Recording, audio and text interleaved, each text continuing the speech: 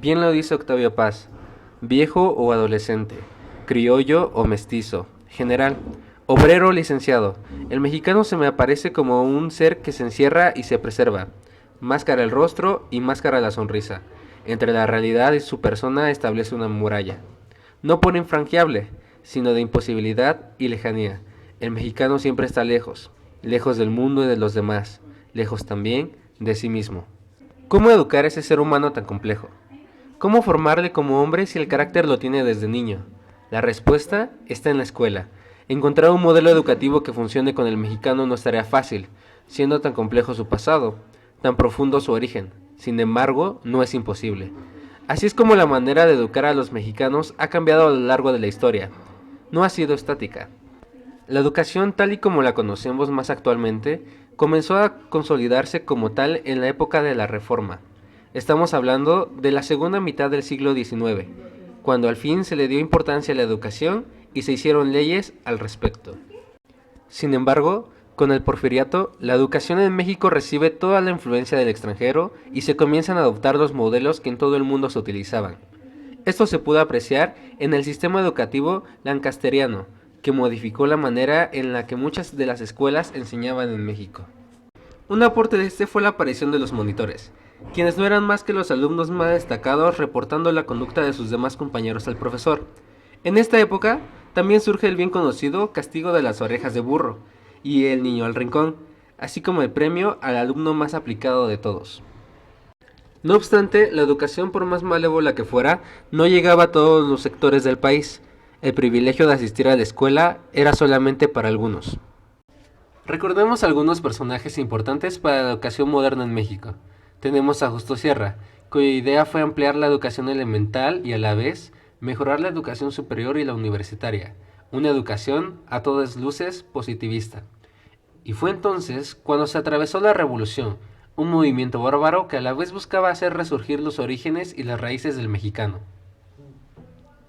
¿Qué mejor representante de esta ideología que José Vasconcelos, quien creía que la revolución haría al mexicano redescubrir el sentido de su existencia misma recordando su historia, y quien al mismo tiempo creía que en la educación tendría que participar tanto el alumno como el profesor? Fue así como se fundaron escuelas, se amplían los materiales didácticos y se busca que la educación llegue a las zonas más olvidadas del país. En resumen, Vasconcelos buscó fundar la enseñanza del mexicano en la tradición, no en la religión ni en la producción. Toda esta utopía tuvo su culminación cuando viene Lázaro Cárdenas a reformar el artículo tercero de la Constitución, el cual dice: la educación que imparte el Estado será socialista, combatirá el fanatismo y los prejuicios, creando en la juventud un concepto racional y exacto del universo y la vida social.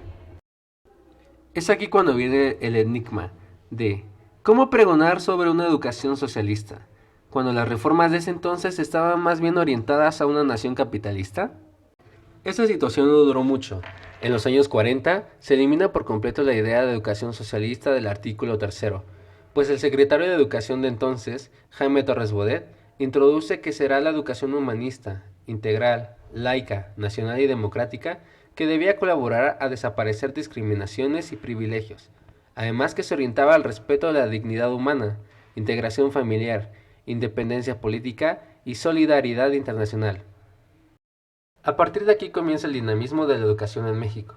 Nunca ha sido estática, siempre se ha adaptado a su historia, necesidades y también a la globalización de la época. Para muestra, basta con consultar a nuestros padres, tíos, abuelos y además, es decir, a las generaciones pasadas que nos permitan saber cómo era la educación o la escuela en su época, y hacer una comparación con las escuelas de ahora. ¿Cómo recuerda que era la escuela cuando asistía a ella? Grande, muy grande. Mi primaria y después cuando la regresé a ver en la universidad, me pareció un lugar muy pequeño. Y en mi concepción de infante era grande, era inmensa. Era imposible de recorrerla en una vuelta. ¿Cómo era? En el sentido educativo, el ambiente, en el sentido educativo. Bueno, mucha disciplina y mucho trabajo. ¿Cómo recuerda a su profesor y cómo lo trataba? ¿A qué profesor? ¿Al que más recuerdas? Al que más recuerdo,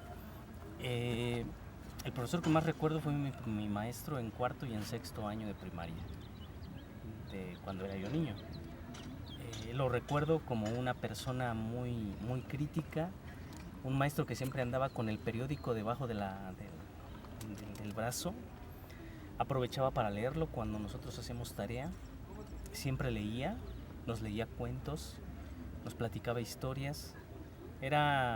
Me imagino, o en ese momento me imaginaba yo que era un hombre muy sabio, un hombre que lo sabía. Si no lo sabía todo, estaba a punto de saberlo todo. Y era un narrador, era un cuentacuentos el hombre. Yo creo que al doctor Carlos Aguirre Rojas. Bueno, pues él nos dejaba mucha lectura de corrientes historiográficas que eran novedosas en esa época y todo lo que me daba me parecía fascinante. O sea, todo lo leía. Los maestros teníamos que ser estrictos, teníamos que ser responsables, dar ejemplo a los alumnos que teníamos, conscientes de que estábamos formando seres humanos. Trabajábamos mañana y tarde. Los niños de cierta manera recibían una formación completa.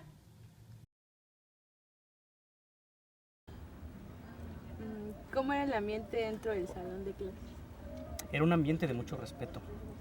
El pensar que el maestro podía mandar llamar a mi mamá para darle una queja, a mí y yo siento que a mis demás compañeros nos hacía vivir con un gran temor, pero ese temor generaba en nosotros la disposición y la disciplina para poder aprender.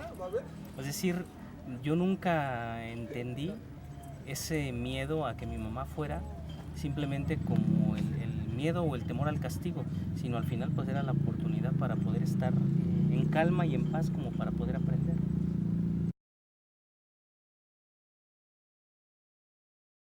Pero lo que sí recuerdo de los salones es que había mucha disciplina. O sea, todo el mundo estaba en lo suyo trabajando y en las bibliotecas. O sea, no había llamadas de atención, compórtate, no, nada. O sea, todo el mundo estaba en lo que estaba porque la mayoría, y esa yo creo que es la diferencia, de los que queremos entrar a la UNAM, tenemos que hacer un examen de concurso y mantenernos ahí, ¿no? ¿Qué materiales utilizaba para enseñarle? O sea, la forma de enseñanza de antes. Utilizaba láminas muy grandes, utilizaba dibujos, en algún momento llegó a utilizar títeres, utilizaba pelotas para jugar, pues el clásico libro, ¿no? Los libros que nos pedía para leer, textos infantiles, el libro de textos, el cuaderno, pues esos son los que recuerdo ahorita. No, todos eran lecturas. O sea, ellos nos daban una bibliografía. Yo recuerdo que en el primer semestre leí 63 libros. O sea, todos los maestros dejaban una bibliografía, no nos daban la lectura. Ellos decían, aquí está la lista, ustedes los consiguen. Y para tal fecha se entrega. Y eso era de rigor. Si acaso, algunas materias del área de arte prehispánico eran viajes. Pero era un viaje de caminar mucho. En la maestría, sí, con la doctora Ertz, eran lecturas y trabajo de campo. ¿Qué diferencia hay entre la forma de enseñar de antes y la de ahora? Yo creo que no hay mucha diferencia a nivel metodológica o a nivel instrumental. Solamente que hoy todo lo que antes se hacía a través del papel, hoy se hace a través de la computadora y un cañón, ¿no? En lo que sí puedo encontrar un poquito de diferencia posiblemente sea en el planteamiento de la disciplina, como te lo mencionaba hace un momentito, en el planteamiento de la conducta, de los valores y los principios, pero sobre todo del respeto que se le debía y se le tenía al maestro, ¿no? Pero yo creo que la diferencia, justo lo que me dices, entre entonces y ahora, yo lo veo, que tú elegías la carrera, bueno, en mi área de filosofía y letras, y sabías que ibas a una carrera que te iba a exigir lectura y trabajo, y que no te había pretextos. La UNAM no te da tiempo de hacer pretextos porque se está evaluando constantemente. Y quizás, por ejemplo, ahí no se llamaba lista. O sea, el que sabe que quería, el que no, pues no interesaba como mucho llevar el control de asistencia, pero sí el que trabajaba, y los profesores te ubicaban básicamente por el trabajo, ¿no? Pero ahora lo que yo veo es que llegan muchos chicos que no saben lo que quieren, que no quieren trabajar, que aunque tú les des la lectura mínima, y se las des así, aquí está, no gasten digamos, en libros, aquí está seleccionada, no lo hacen. Pero lo que veo en Oaxaca sí es muy triste porque la dinámica educativa sí se nota, o sea, sí tenemos ese desastre educativo del que hablan, sí se ve en problemas así tan sencillos como la lectura de textos, en una realidad de que no quieren ni leer, no quieren trabajar, entonces sí se nota, y lo que yo sigo lamentablemente es que hay un rezago educativo, pero además hay como mucha frustración y no hay disposición al trabajo. Eso sí es lo que estoy viendo. No sé a qué se deba, no sé si es en todos los niveles, digamos desde primaria, secundaria, pero hablando justamente con una persona que trabaja con niños, me decía que hasta kinder ve que hay un muy buen nivel educativo, pero primaria, secundaria piensa que ya se ha perdido, y yo lo que me estoy encontrando en los niveles de licenciatura sí me sorprende mucho, que tienes que controlar grupos cuando eso no tendría que ser el trabajo de un profesor de licenciatura, que tienes que pues pedir atención, uno no tendría que hacer eso, bueno, por lo menos yo no recuerdo eso, pero también sospecho, como les he dicho a ustedes en clase, que es producto de una política educativa de quitar las materias que te llevan a la reflexión crítica, entonces el resultado está aquí.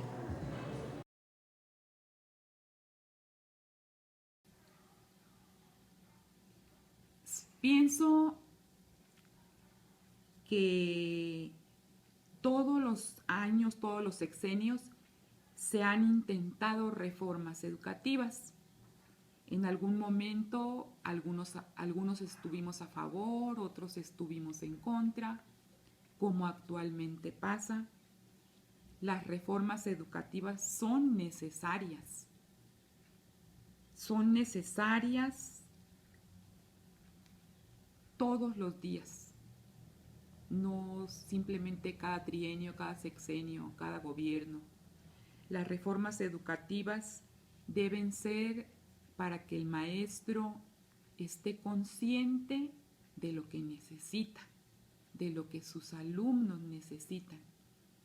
Las reformas educativas son lo mejor que le puede pasar a un estudiante, siempre y cuando sus maestros sean los primeros en aceptar esas reformas educativas y ser partícipes activos de las mismas.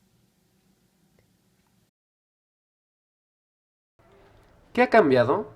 ¿Qué sigue igual? ¿Cómo eran los profesores antes? ¿Cómo son ahora? Son tan solo algunas de las cuestiones que nos permiten tener una perspectiva de cómo se enseñaba y aprendía antes, y de cómo la educación se adapta, cual ser humano, a las condiciones del contexto para cumplir con su objetivo de formar al hombre mismo.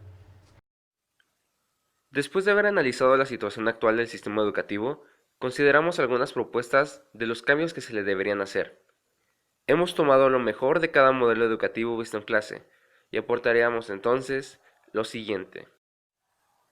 Que las escuelas, además de ser instituciones donde se imparten clases, también sean abiertas al público para actividades culturales y tecnológicas, que sean de uso para la sociedad fuera de los horarios y jornadas tradicionales. Que en las escuelas se presten aulas para poner atención al rezago educativo. Que también se dé una participación activa de los padres de familia en el proceso educativo de sus hijos, en actividades escolares, apoyo en tareas y trabajos, la interacción con los profesores y que le den un seguimiento a la educación de sus hijos. Promoción y difusión de actividades culturales en las escuelas, como la danza, música, teatro, literatura, entre otros. Que existan talleres en los cuales se les enseñen artes, oficios y aplicaciones tecnológicas con un enfoque práctico y pertinente a las necesidades de la vida cotidiana y la ampliación de horizontes culturales. Que cada escuela tenga acceso gratuito a Internet y que se cubra en todas las áreas del plantel. La modificación del horario en la educación básica, con horarios ampliados, Que se fomenten las actividades de formación, alimentación y deporte de los alumnos. Tener maestros altamente calificados que enseñen en las escuelas educación básica y se les haga una evaluación cada año.